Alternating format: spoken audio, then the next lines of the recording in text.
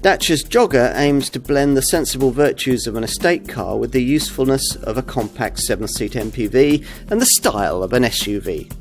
All at affordable pricing that will see you doing a double take. It gets modern engineering tech too.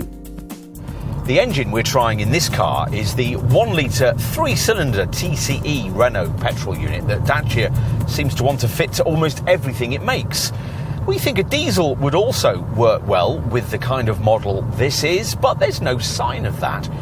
What the Jogger will get is the interesting 1.6-litre 145 horsepower full hybrid petrol engine currently fitted to the Renault Clio and Captur, which wasn't available at the time of this test but might well be by the time you come to view this film. This can run up to 80% of its time on electricity in urban driving. We think this 1-litre turbo unit, though, is probably all you really need, offering 109 horsepower and reasonably eager performance as long as you can keep its little turbo spinning in the engine's sweet spot. Rest to 62 miles an hour takes 11.2 seconds, but that stat's not particularly relevant because entirely appropriately this engine's been tuned here more for mid-range pulling power than the traffic light Grand Prix. Here's a more telling set of figures. 200 newton meters of torque, enough to haul along 600 kilos of onboard passengers and cargo at the same time as towing a 1,200 kilo braked trailer. If your carriage needs are greater than that, by all means find twice the price required for a Jogger, up your running costs and go for a mid-sized 7-seat SUV instead. In town, the light electric steering, this Dacia's simple suspension system's ample reserves of wheel travel over bumps and the glassy cabin make progress easy. Plus, there's an eco button to focus the little TCE engine on frugality. Use it proactively and you should get somewhere near the 1-litre engine's claimed efficiency stats, up to 49.6 mpg on the combined cycle and 132 grams per kilometre of CO2. The Jogger doesn't fall apart when you reach the twisty stuff either. True, there's not that much grip or steering feedback, but the damping rates are well enough chosen to stop the car unduly rolling about through faster, tight turns. Cruising refinement could be better, but it's not that far away from class standards. Finally, despite the car's SUV-style visual vibe, there's no real off-roading prowess, but with 200mm of ground clearance, rougher tracks won't be as awkward as they would be with a conventional family estate, or most small SUVs, come to that. So what exactly is this? Part station wagon, part crossover, part SUV, part MPV, take your pick. What the Jogger doesn't have is Dacia's usual whiff of budget brand about it. And it's all a world away from the stripped out Eastern European vibe of the dispiriting Logan MCV estate this car replaced.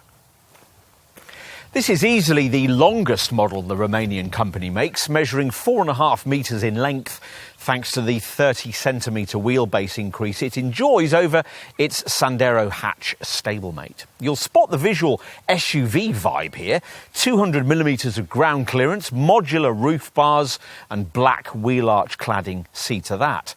And disguise the fact that from the B-pillar forwards, everything is pretty much the same as a Sandero. There is, though, a 40mm step up at the rear to offer the additional height and width needed for the extra seating row. So, a smart look outside, but what about the cabin? Well, our Comfort model's keyless entry system has automatically unlocked the door for us, so let's take a look inside. At the wheel, given the money being asked here, you might expect all the interior charm of a Bulgarian thrift store. Actually, though, what's served up by this Jogger is surprisingly welcoming, thanks to quite a pleasing combination of materials and contemporary-looking dials and controls. Take, for instance, the way that this interior is lifted by this cross-hatched fabric trim across the centre of the dash and on the door armrests. Knurled silver trimming decorates the gear stick, and if you avoid base trim, you also get automatic air conditioning with these 3 smart silver bezel dials. Also added from comfort level upwards is this soft feel stitched leather steering wheel, along with a satin chrome finish for the door catches and these oblong vents. Only the unpleasantly shiny grained dash top finish gives the budget brand game away. Another advantage of avoiding base trim is that you get this 8-inch media display screen with Apple CarPlay and Android Auto smartphone integration. Thanks to the raised ride height we mentioned earlier, you sit a fraction higher than the family hatch norm, and looking forwards, the instruments are simple. There's a pair of traditional dials for revs and speed, which are quite elegant, plus a central display that gives you a choice of vehicle and data options you can scroll through using these buttons on the steering wheel. It's a practical cabin too, with 24 litres of stowage space on offer. Right, let's take a look at the middle row. Even tall, lanky folk can fit in quite easily, and there's plenty of space for feet to slide underneath the bottom of the front seats.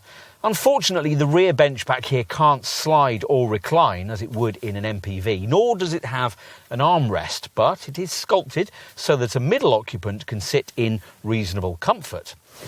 What about the third row? Well, to access it, you pull on this seat shoulder tie, then lift the light seat base forward, freeing up a surprisingly wide aperture for entry to the very rearmost part of the car. Granny should certainly be able to manage this on her Sunday afternoon jaunt to the garden centre.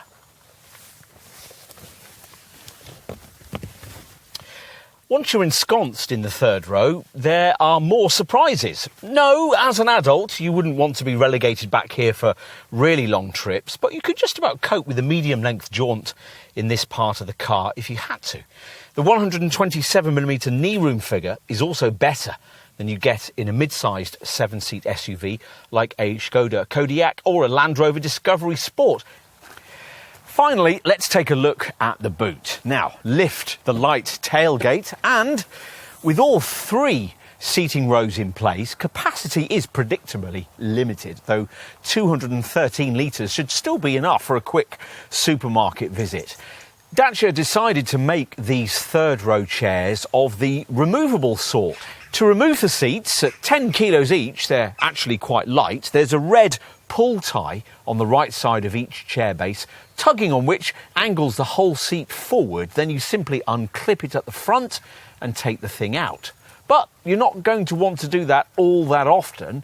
More usually, you'll be pushing on these outermost red tabs, which folds the backrest forward onto its squab, though not quite flat.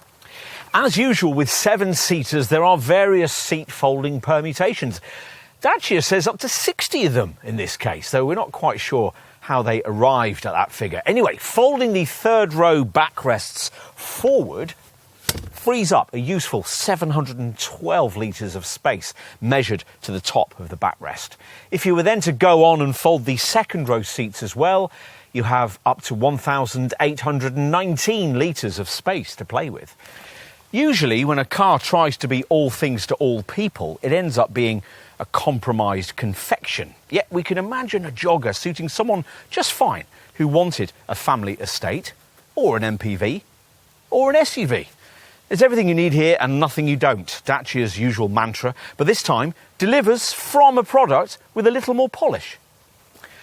In summary, the Jogger is in many ways just about everything a modern, affordable family station wagon ought to be.